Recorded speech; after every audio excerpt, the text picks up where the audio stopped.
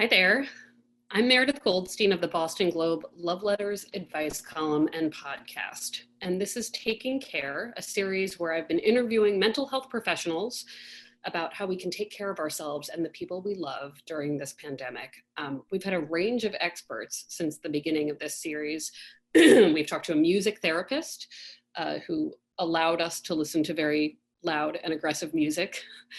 We also talked to somebody who helps the older community during this time of isolation.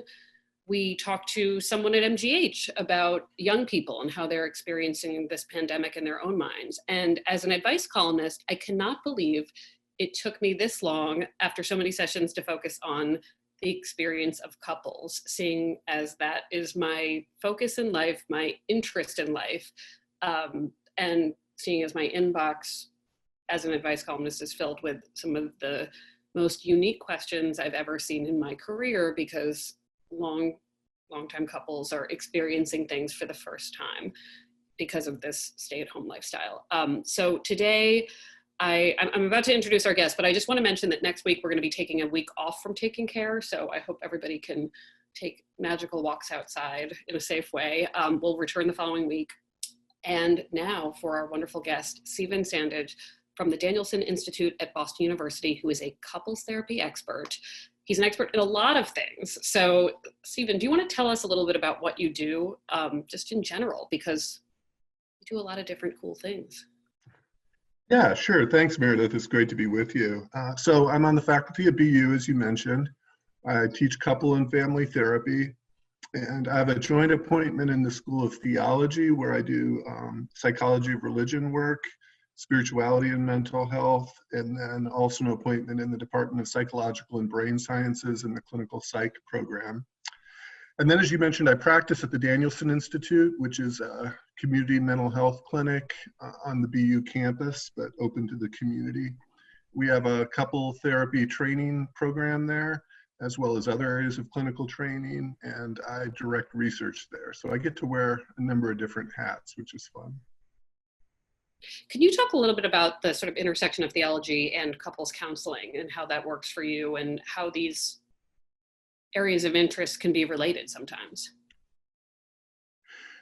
Sure. Yeah. So the Danielson has had a long history as a mental health center of particular interest and expertise in spiritual, religious, existential issues that impact our mental health and well-being.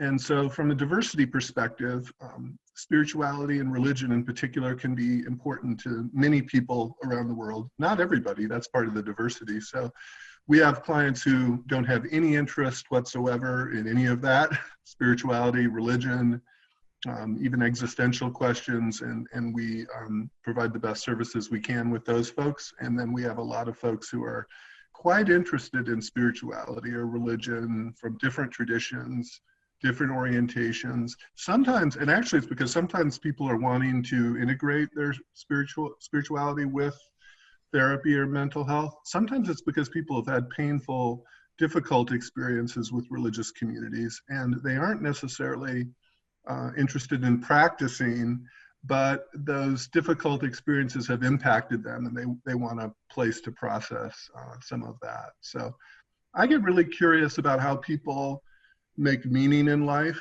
and try to decide what's ultimately important to them. And I do think that shows up in couples relationships often in interesting ways, sometimes in conflicting ways, about ultimate frameworks or values. And so I just find that really interesting terrain to explore with people. So that's part of what we do. Well, especially now,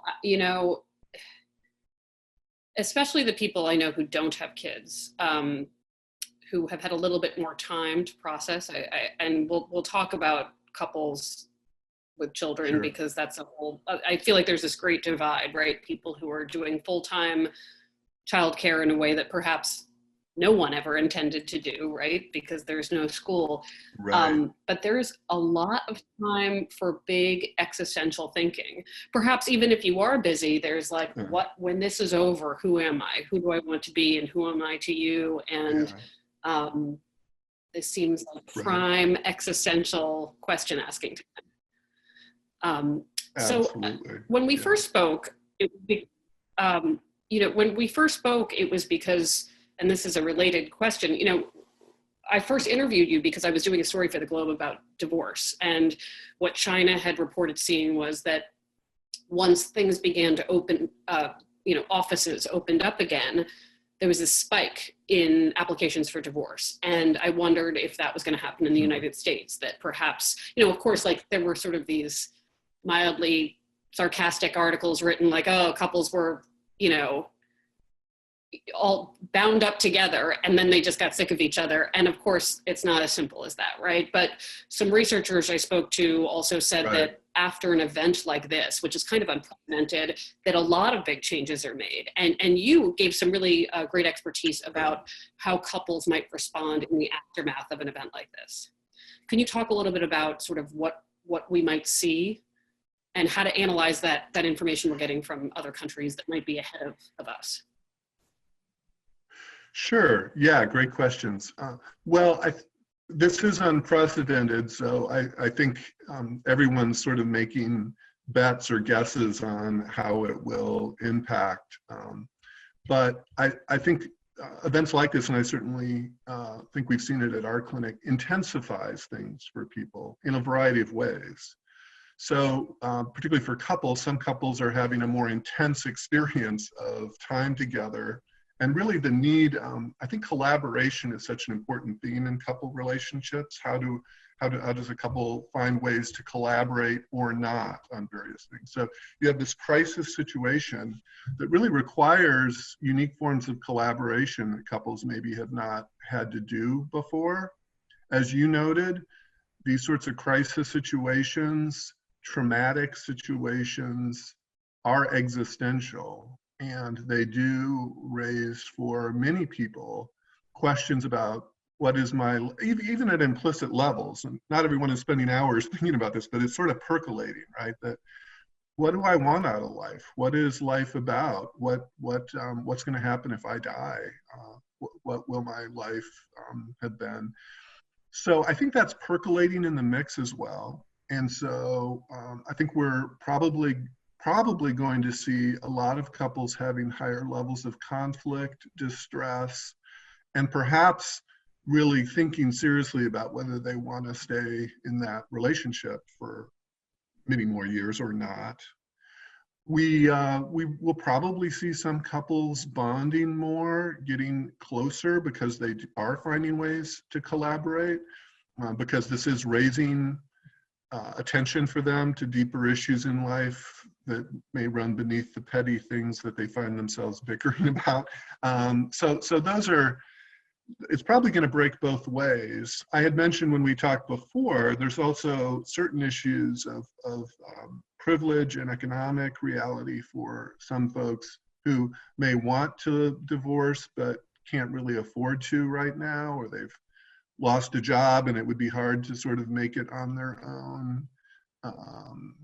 And so I think that will be interesting to track whether there's a huge spike in divorces or not, whether some people might want to leave but can't really, at least for the next year or two, depending on how the economy goes. I just want to remind everybody that I'm going to ask some questions, some of which were submitted by readers ahead of time, some of which are my own questions, but there is a Q&A button at the bottom of your screen. So feel free to ask questions. You can be anonymous, but I'm going to start it off just by asking some questions from me and readers. So one of the most common questions I get in love letters is from people who are in relationships where one partner has different rules for health right now and protecting themselves than the other. Someone will write in and say, my spouse isn't washing their hands enough. They are going outside. They are not wearing a mask in the grocery store. They're not taking this as seriously as I am. In fact, one letter I received recently came from a woman who's married to a doctor and said this person is in contact with patients all day and is telling me I'm overreacting, based on my own concerns about my safety. I'm sure these are smaller conversations in the trajectory of a normal marriage. Is it safe to walk at night? But this is like really a huge conflict for so many couples, I'm learning. Right. What do you tell couples that are sort of dealing with that kind of, difference in thinking?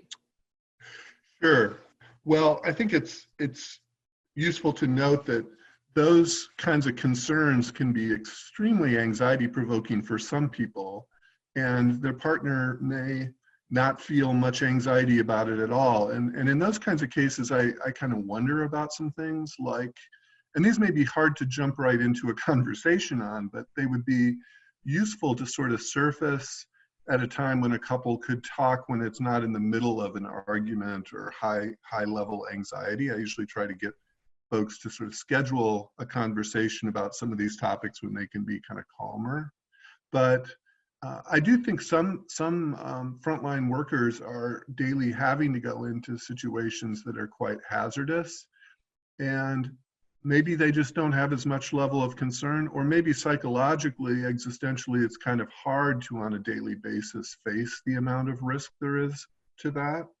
So perhaps they are to their partner looking like they're not totally responsible about what they're doing with their clothes after work or about cleanliness. And those are probably good things to talk about, but I get curious, is that reflect some of their own way of coping with anxiety about being in those situations? And that's where if a couple could get to a point of, let's just talk about how we each look at this rather than arguing about what's the right way to go about it, where I say to my partner, how are you doing with this? You're going into a tough situation each day. How is that for you? To try to open up space for that part of it. To try to then speak about my own anxieties if they're different, and not necessarily belittle the other person because they're not in the same place. If that doesn't move anything, I think the next step is, if I'm the one concerned about the cleanliness and the clothes and all of that, for me to just try to make an appeal that, look, I realize you don't see this the same way. I'll do the best I can to manage my own anxiety about all of this. But I'm just wondering if I can make an appeal to you to change this, even though it may not seem necessary. There's no guarantee that works, but I'm just saying, I think the nature of the conversation is pretty important. Well, it's interesting, you making that point that for some people, the way they're coping with their anxiety is to double down on their own safety, as in, I'm fine, everybody will be fine. I don't have to wear this mask because, and this is actually just their coping mechanism for their own fears. So maybe unearthing that a little bit can help. I mean, there are some couples I know that kind of are like nailing this really well. Like they are, doing quite well. Maybe they're posting about it on social media. They are in a routine of you cook, I clean, and figuring this out. And I'm sure that can be difficult for other couples. Does it say anything about your relationship if you are really bad at this and this is really hard?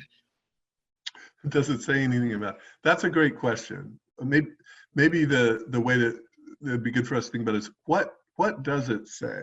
And I think that can be complicated. I mean, there's people that are in a new relationship and they maybe haven't had to work out things like this before. So they're, in some ways I like to think of it as they're playing a sport they haven't really played before. And, there's no muscle memory for this sport.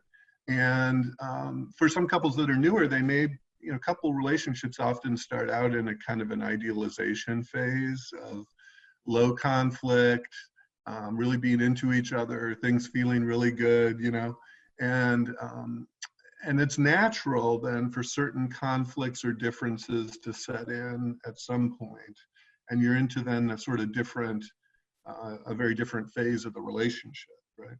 This is probably intensifying that for some people, and in traumatic ways. And so I think it probably says different things for different couples. Some couples may have to get more intentional about, look, let's do a weekly or maybe even daily meeting time to sit down for 10 minutes and check in. We can each nominate something that's going to be helpful to us in this situation. And we'll do that at the best time of day when we're not in the middle of a conflict or at our worst, right? We'll be intentional about that sort of a check-in. And some couples will probably find that they can make the adjustments for collaboration under these circumstances. In other cases, these kinds of crisis situations really tax, our psychological abilities and may surface more significant differences or problems that are harder to navigate. And so I think it could say different things. I mean, you mentioned a good point. So I thought I was going to do this really great article for the Globe about couples that had January leases in Boston, because I thought, wow, if you moved in with a partner in January for the first time and this happened, you must be a mess, right? This is like, what is happening? So I do a call out, right? And all these couples that just moved in together are telling me it's amazing, we're amazing. We are, and then I'm thinking, oh, it's not them. And you talk about that muscle memory, like because they don't have the muscle memory, they also have no context for normal. So yeah. This is, they had like a month and a half of like probably rearranging their furniture, and then this happened. So they're still in this phase. I like to call that the Garden of Eden phase. Garden of Eden phase. Bliss. And meanwhile, if you've been living with someone for 20 years, you're like, wait, we had a routine and now we can't do that routine. So that perhaps some of these, long-term couples are having the much more difficult experience. But you mentioned that timing is a part of this. And I was asking these people 2 weeks ago. So we are now, it's May 14th. It's now been like a solid 2 months for most people. It feels, I can't believe I'm saying 2 months because it feels so much longer. Now that this is becoming more of a new normal and less of a novelty for couples that right. have been able to stay safe, and what can we expect over the next few months about the ups and downs about how this could work, and I guess knowing ahead of time how we can expect to feel about partners?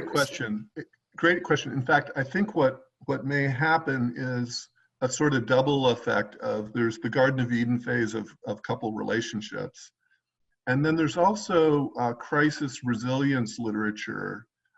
Kermit Crawford at Boston Medical Center did a presentation for us at Danielson, which is actually on our website, about disaster situations and crises and the psychological response to that. Not related to couples, just in general, right? And what he noted is there's kind of this initial phase of resilience that many people can get in a crisis to kind of rise to it. But then as you go along, if it lasts several months and you get deeper into it, that wears down. And there's kind of a rebound effect that's necessary where people kind of get their second wind. There's different metaphors we could use, but that people start to wear down. So I suspect those two things could kind of interact in some couples relationships. Oh, this is novel, this is great, ideal, and we're doing our best to respond to this crisis, but we're probably starting in Boston anyway to get to the point where the novelty's wearing off. Doing puzzles together is not still working, or whatever the initial, distractions were. And it's probably going to start to take a second level of intentionality, organization, coping responses to settle in to a few more months, if that's what we're looking at, which is probably realistic. Yeah. A reader asked ahead of time, any advice in particular for step parents who are trying to parent in close quarters at home this pandemic with different family cultures trying to coexist so close together?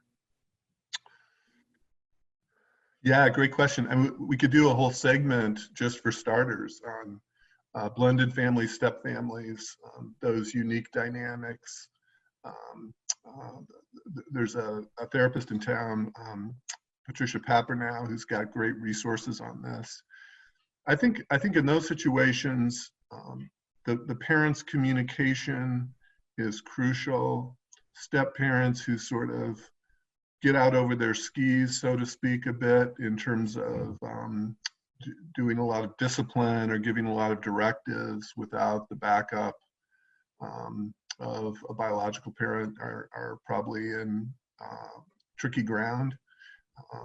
And also the balance of trying to build some positive relationship with kids is to balance out the setting of structure or rules or discipline is important to watch.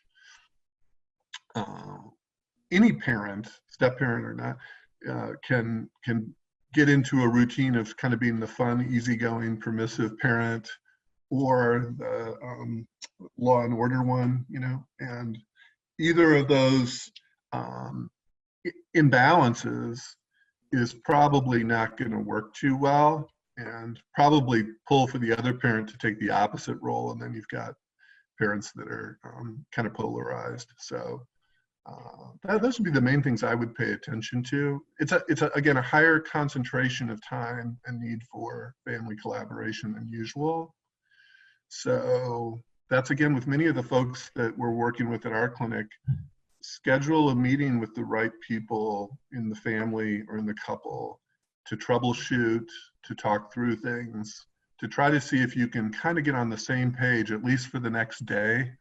Sometimes that's what it is, or the next week, and have some way to reevaluate. That's what a therapist can help some people with, is there's someone outside the system who's objective that they can kind of check in with and troubleshoot what's working, what's not working. Okay.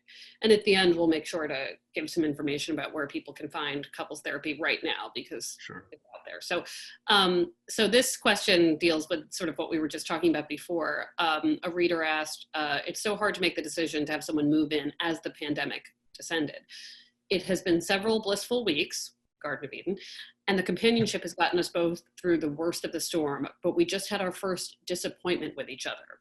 How do we learn from it and move on rather than feel like perhaps we made a bad decision? By the way, we are both well into our 70s. We do have the wisdom and love to make it work. I think, I hope. So this is interesting to have to experience a first conflict without being able to run outside and talk to a friend about it, or go to the movies, or distract yourself in some of the ways you might normally process. Right. Can you read that last part again about it? I hope we have the wisdom. I loved how they put that. We do have the wisdom and love to make it work. I think, I hope, which I also love that sentence. Isn't that great? Yeah. The kind of summoning their own strengths, which is such an important thing. And yet acknowledging sort of the vulnerability. I hope that we've got that. Disappointment is really one of the richest themes in couples relationships. It's very underrated. It's hard to go find like a self-help book on disappointment in couples relationships, but it's inevitable. Disappointments at some level are an inevitable part of couple relationships. And I do think they can cause panic, they can cause shame, but disappointment, it just existentially, psychologically sort of taps into some important stuff. And so I think what I hear there is an effort to kind of find some confidence that we can maybe explore that and see what we can learn.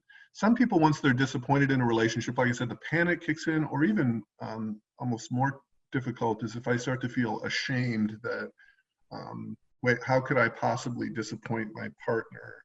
That means I'm a failure. Or what does it mean that I'm disappointed in them? Does that mean that they're a failure? But I just think disappointments are natural. Sometimes they end up becoming really important if they reflect more profound differences that can't work. But there's always going to be some disappointment. So I think to find a way to kind of explore what do I need to learn about myself, about people that are different, is the first starting point, rather than giving into the panic. You bring up disappointment, which makes me think of a letter I ran in Love Letters last week, which for whatever reason I thought was really significant. A person wrote in to talk about her husband and said that basically in this time of job instability, she'd sort of doubled down and was working twice as hard and sort of doing her best to look present and engage and do great work to try to preserve her employment, because everything just seems so rocky right now. And she noticed that her husband was sort of in the other, just sort of philosophically was doing the opposite. Had told her that his boss had sort of reprimanded him several times for not meeting basic benchmarks, that he just seemed disengaged from his work.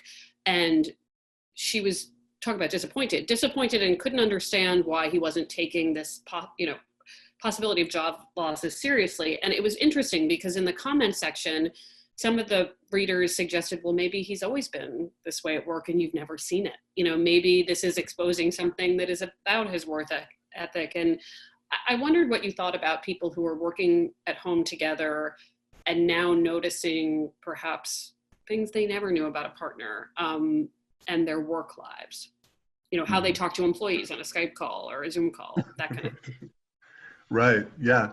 Well, there's several levels to that situation, Meredith. And I should also say, when we're listening to any couple's narrative from a letter like that, I'm just offering general comments that may not fit that particular case. But I guess I first I believe strongly that differences are where the action's at in couple relationships.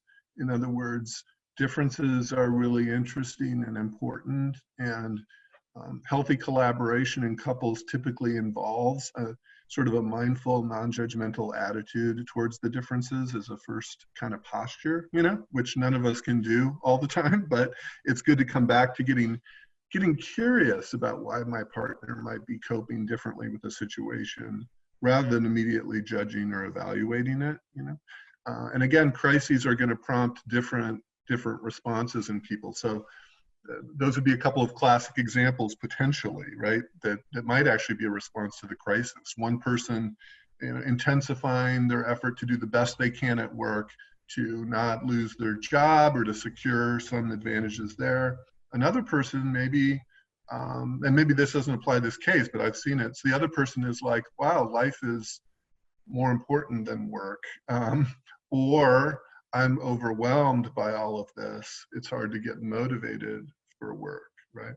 So some couples are learning things about each other they hadn't seen before, or sometimes these are just very different responses to a crisis situation. And so again, I think it's challenging to kind of calm down my own anxiety about my partner's difference and get curious to understand what it means from their perspective. And maybe I find I really don't agree with them, or I'm even troubled by what their perspective is, but I sort of need to first understand it better, as opposed to judging my it. instinct reading it, and this of course is through the lens that I see a lot of things through, is when there's that kind of change in behavior. If there is a change, I wondered about depression and Right. My thought was worry, right? If somebody doesn't want to do things, I wondered if he was able to enjoy anything else. Right. What should we be looking for if we're worried about how a partner is coping? Are there certain, some people are going to deal with this in different ways, but is there evidence of something else going on that we should be looking for if we're worried about a partner? Sure. Yeah. I think part of what we see going on with some people and not others is depression, a lack of motivation, which again, it's more worrisome if that goes on for days and weeks than the momentary. But someone who's really having a hard time taking care of themselves, getting motivated to do much of anything, for an extended period. Some people are getting highly dysregulated, where they're maybe very agitated and getting into more conflicts than usual, maybe sending off lots of angry emails to different people, even if it's not verbal conflicts, but taking stands in the workplace that they hadn't before, stuff like that would be concerning. Substance use in some cases can increase and as a way of coping, and that if that extends, it'd be concerning. Other people are having just incredible difficulty sleeping, and sleep is such an important mental health factor that if that gets disrupted for an extended period of time, then you're pretty sure to have anxiety and depression in its wake. So for some people, it may be necessary to try and see what they could do to get better sleep. because that'll catch up with them. We have a reader who wrote in anonymously. My husband and I have always had very different political views. With the current political climate during the pandemic, it's becoming harder for me to feel love and respect for my husband because his views are so different than mine. How do I constructively deal with this? I mean, this is a question I got a lot in like 2016, 17 from people who perhaps always had different political views, but it was never as pronounced or obvious. I can imagine that being home with various press conferences all day is triggering a lot of things.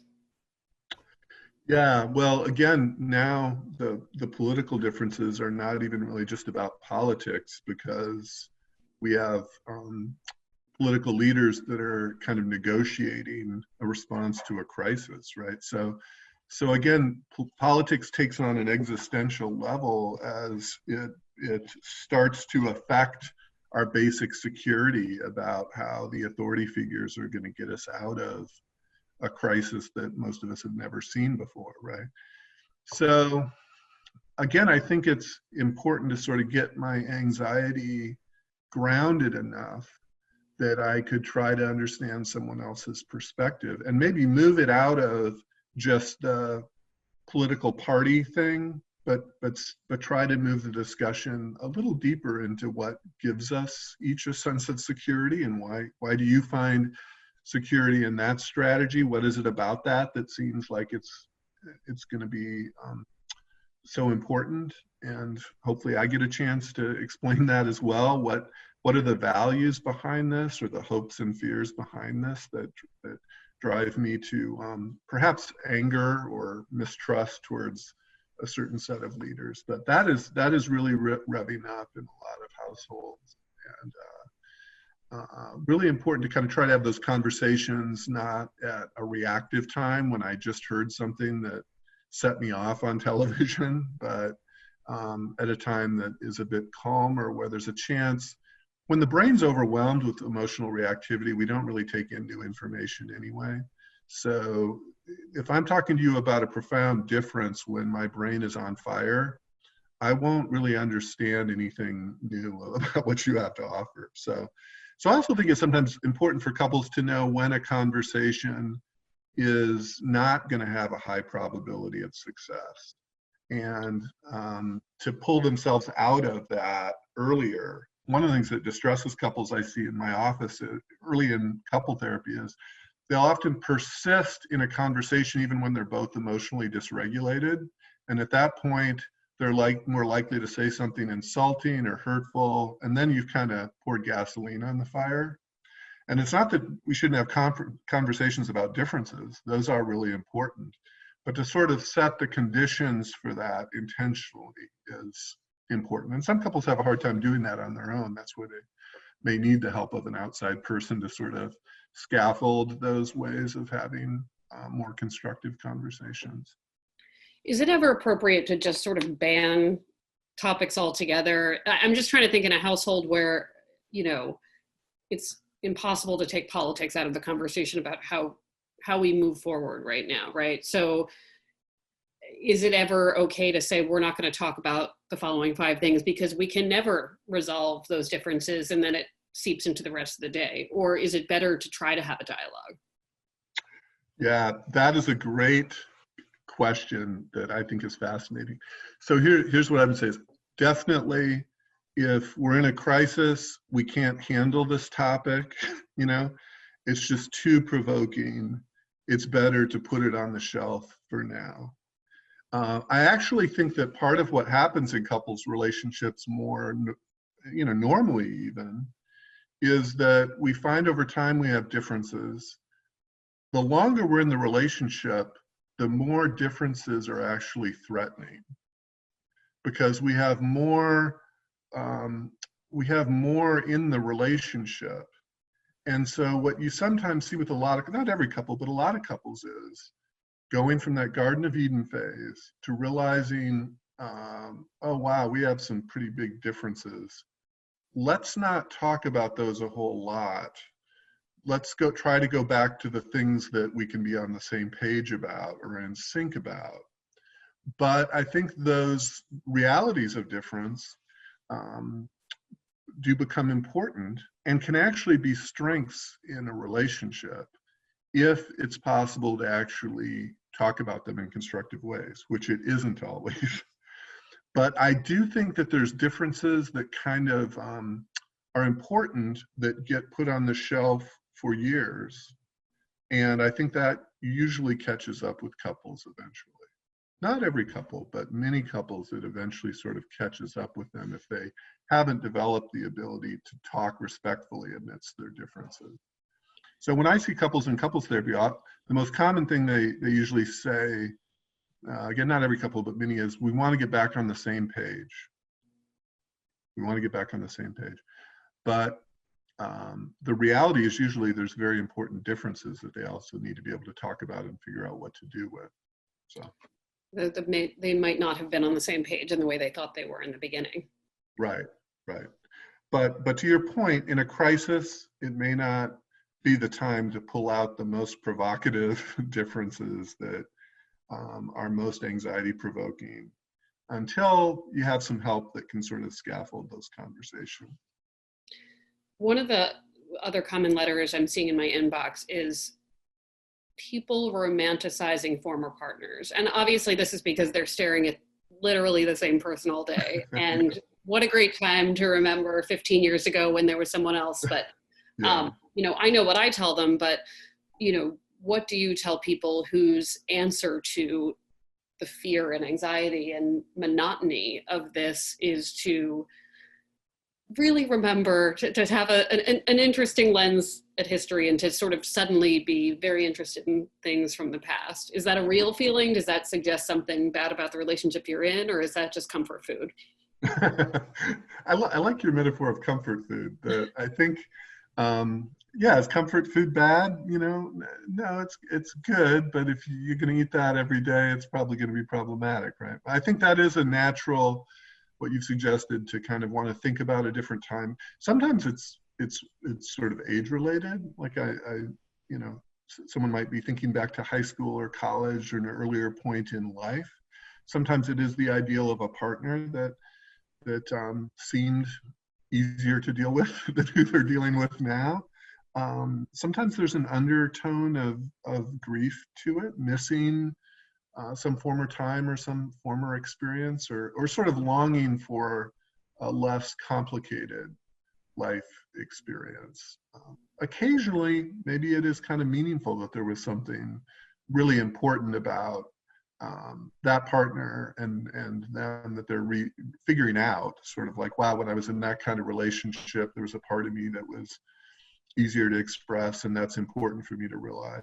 But I think more times than not, it's sort of comfort food that is transport away from the present moment that feels more difficult and stressful, complicated. And you don't have to collaborate a lot with someone that's a memory, that you can kind of think about. And that's also script it yourself, like. that's the pull of affairs. Sometimes is usually affairs don't involve like negotiating laundry or negotiating clutter around the house. It's a kind of a simpler form of relationship, at least in the short run. I saw a friend on Instagram recently have a date night, and by date night, it was, she was with her husband at a table and her 6-year-old was serving them food. And it was both sweet and very depressing to look at because, I wish for her that she can leave her house with her husband at some point. But how important is it, whether you have kids or not, to have these moments of normalcy that you might have had in the real world, but at home? Or should there not be pressure to pretend that you can do those special things when so much is going on in the world? Right. I certainly don't think there's a right answer on that.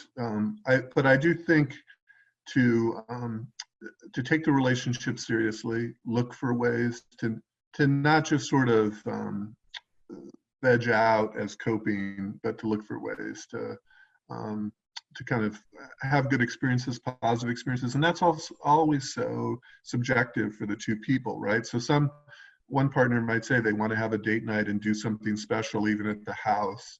And I see this happen. The other partner throws cold water on it. Oh, that's ridiculous. That's not real. I think that's a bit dangerous to throw cold water on that. I also think that that's something to kind of negotiate, and sometimes it doesn't go that exciting the first time. Someone tries something and it doesn't really work, and I think I would encourage couples to kind of keep talking about what will help them feel good about the situation and their relationship in it, and to try to be intentional as they can. But there are real limits, so it's not going to be quite the way it was for many couples. For some couples, going for a good walk together, trying to schedule some time for some conversation about a book they're both reading. There's no really right way to do it, but some intentionality I think is wise. Okay. I'm going to bring this to theology for a second, because we had a reader write this in, and just because you are the person to consider this question in a particular way, it has nothing to do with couples. Lots of people feel this virus has been brought by God. What do you say to that line of thinking? And this is an intense question, but I thought it was important to actually speak it out loud because of the way in which you work in your profession. And I think for a lot of people, they're trying to explain this to themselves, to a partner. When someone sort of brings that kind of philosophical, theological question to you, what do you say? Yeah, great. Well, I teach in a school of theology, but I am more of a psychologist than a theologian by trade. But I do think those questions are really, really important and interesting, because what they do speak to is, and we're going to come to different conclusions about that, but it's an important question because many of us want to have some sense of understanding the source of suffering and some way of making meaning out of it. And that speaks to issues even of control. For some people, the idea that there's a personal God who would be causing this kind of suffering is really one of the most horrible ideas they could think of, right? That there's a personal God who causes suffering. Some people will reject that. Someone else in the same household might find that idea in some ways comforting, to know that there is someone at the steering wheel of the universe, and that there is some purpose behind something, even if it's tragic. That might be a tough conversation between those two personalities I just described.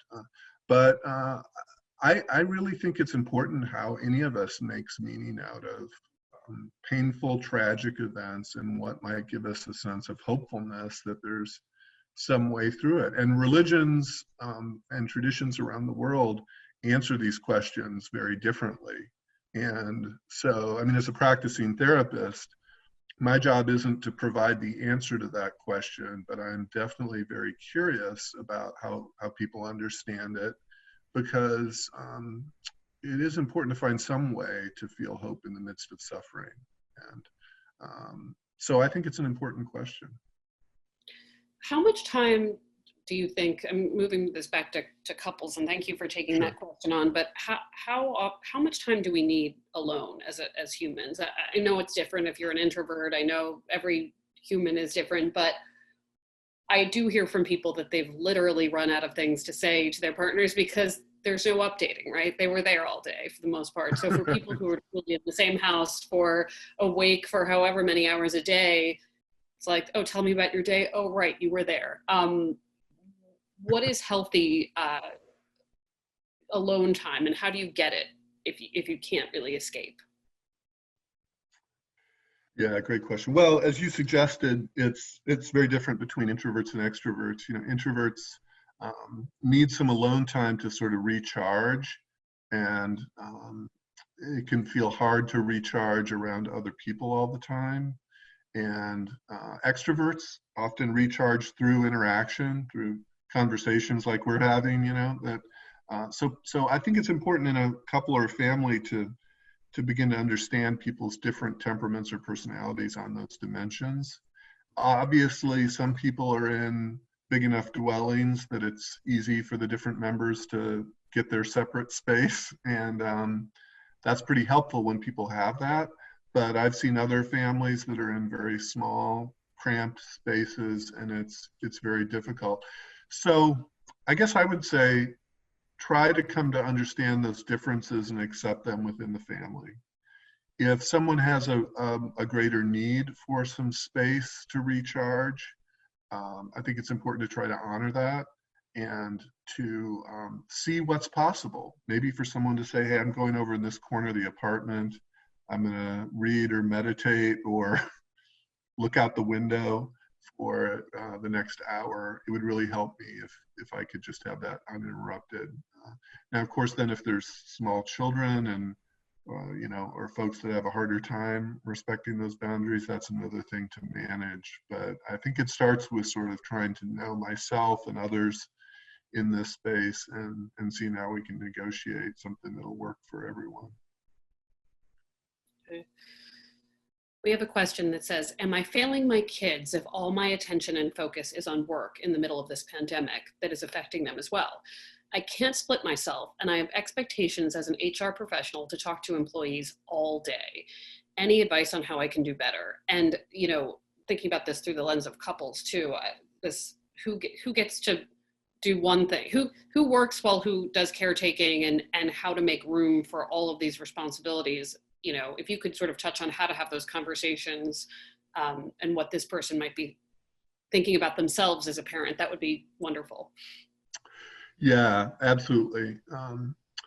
Yeah, I've seen couples and families needing to do a lot of different negotiation than they have in the past. And sometimes that negotiation has to actually start also with their employer if possible.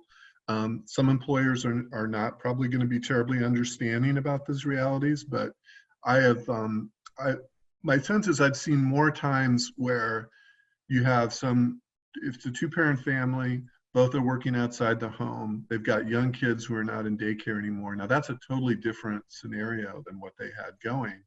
And I've seen cases where couples have been able to talk to their employers and say, look, this is a different reality. I've got young kids running around the house.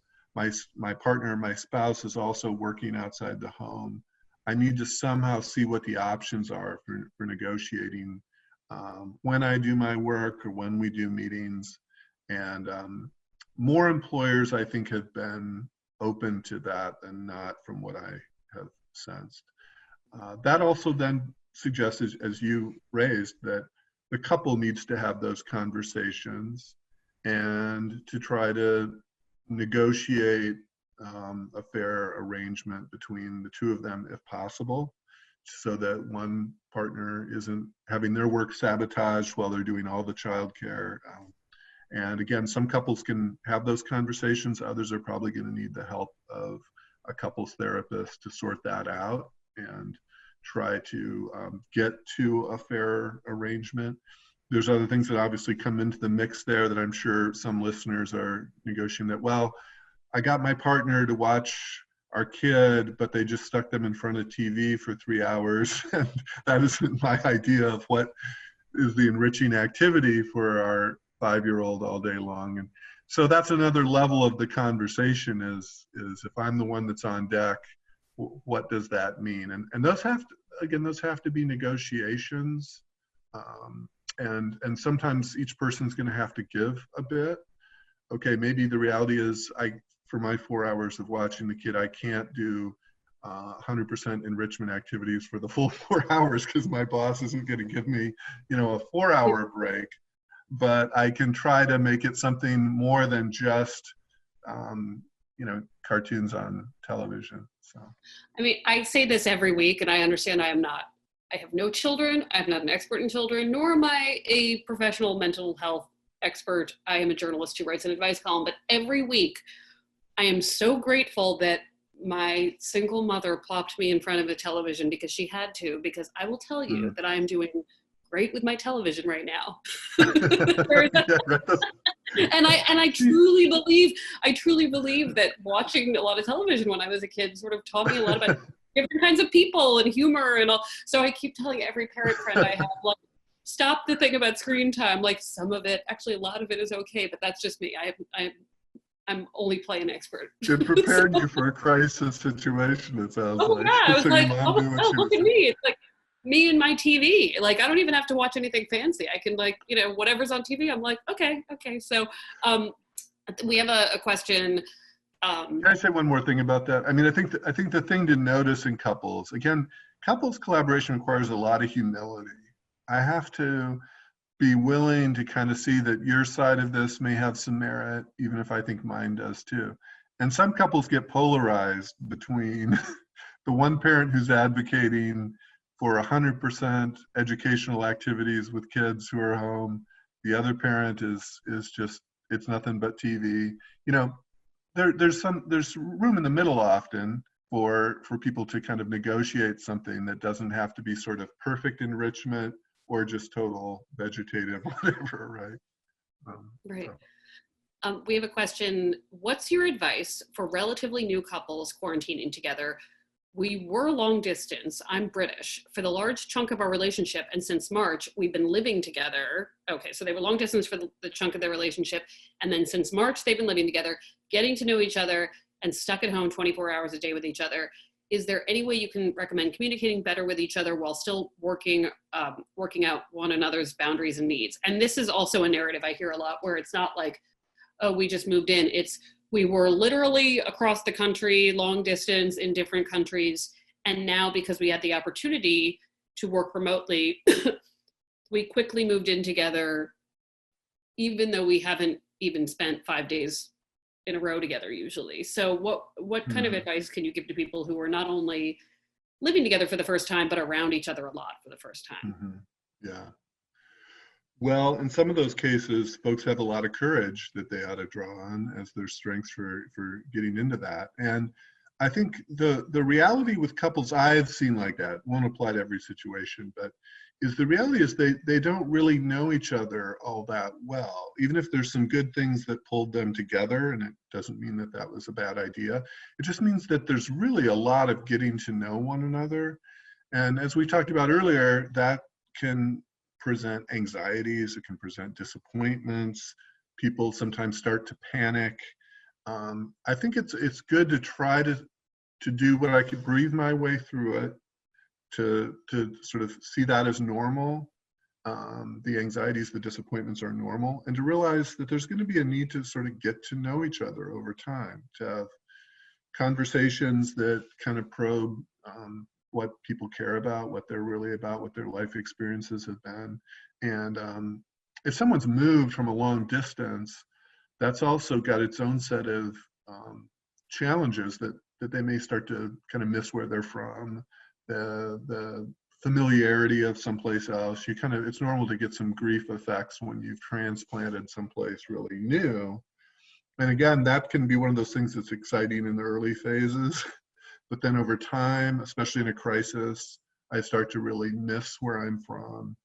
And so I think making space where that's understood and normalized, and you can talk about that, is important. Some of the distractions that we might be pulled towards, which are fine too, watching a bunch of TV or something like that, that won't really necessarily help a couple get to know each other. So I think there has to be a mix of things that couples try and do with their time together that includes various things, going for a walk, maybe doing online stuff, but still making some time for conversations that help them get better acquainted, and to realize again that the efforts to collaborate around things in an apartment or a household are going to take some work. It's not going to just snap into place. I know we don't have a ton of time left, but there are couples that are going to break up right now. In fact, we've read about people being broken up with over Zoom, and we've certainly read about people having to negotiate splits at a time when they're alone. Right. If you were ending a relationship, again, this is a big question, but what guidance might you have for people who are making the choice to separate right now, when they might not have the usual support that they require? Yeah, great question. I think it's important to be realistic about what the challenges are going to be, and to not be too passive about seeking out support, either whether that's through therapy or healthy friends or family. To not be idealistic about the fact that if I'm going through a big transition in a relationship during a crisis, that I probably better not try to be heroic and just do it alone. I probably better build in some support for myself to help me do that the best that I can. And to also realize, I mean, some people are maybe in very painful or difficult or even unsafe relationships. We haven't talked much about that, but there's realities that some people are in unsafe relationships. And in those cases, it may be good to just separate however the person can to get to a safer place. That's one kind of scenario.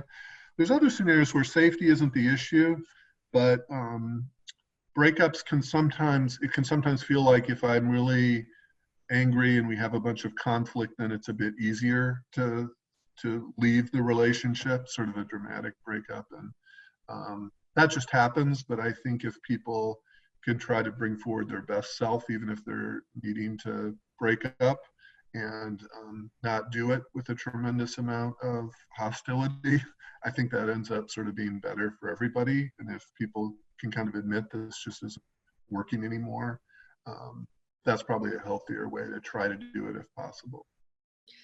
When we spoke for that story about divorce, you were very clear about the fact that right now it is possible to start with couples therapy, with teletherapy, that it is available. I'm going to make sure I send the list you gave me of places that are taking, new patients when we send our thank you note to everybody. Good. Do you want to say anything just about sort of services and what people can expect, let's say, for a couple that maybe has never seen, a counselor, or what that kind of help might bring to them? Right. Well, the first thing I would say is that it is good to reach out for help and not wait too long. I think some couples in particular wait until they're sort of on the brink of breaking up, and if that's where you are, maybe you should reach out anyway. But it's better to start earlier if you can. It's good to be curious how much experience a therapist has working with couples, because there are a fair number of people that might do a little bit of that, but not have a lot of training or experience. And it's different to try to do couples therapy than individual therapy.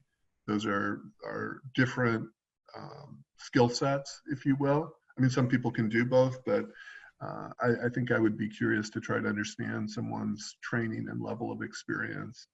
And then to realize that good couples therapy is going to try to help each person kind of understand themselves and figure out a healthier way to deal with the differences. That in some cases, again, there might be real safety issues that need to be dealt with, but a good couples therapist, other than a real high-risk safety situation, isn't necessarily going to come in and try to take sides and determine which person's right and which one is wrong, even though many of us in a difficult relationship at a time might feel like that's what I'd like. I'd like someone to come in and just tell my partner what they need to do differently, that's sort of a natural human thing. But that isn't the way good couples therapy should really work. So if people can be realistic about going in to learn some things about themselves, to get some help collaborating more effectively as a couple, or in some cases to see, can we do that? Some couples are kind of considering whether they want to stay together or not, and it can be helpful to have a therapist walk through those decisions with them. That's really what couples therapy is for, is those combination of possibilities. Well, I want to thank you so much for joining us today. I also want to thank you for wearing a matching shirt, because I feel like we color coordinated beautifully and we didn't even talk about it ahead of time. Absolutely. I also want to thank everybody for coming. This is like, we're in month 2 of this, and it's weird and upsetting, and so many people are going through losses, whether all different kinds of losses and grief and fear, and it makes it a little less lonely for me here to have these sessions and to know that people are asking smart questions. So thank you so much. And just a reminder, we will be taking off next week. We'll we will be back the following week. You can always reach me at meredith.goldstein@globe.com or at Love Letters. The Love Letters podcast is available for your listening pleasure. And yes, we will send out some names of counseling centers when we send our follow-up email. So thank you so much and have a good and safe weekend.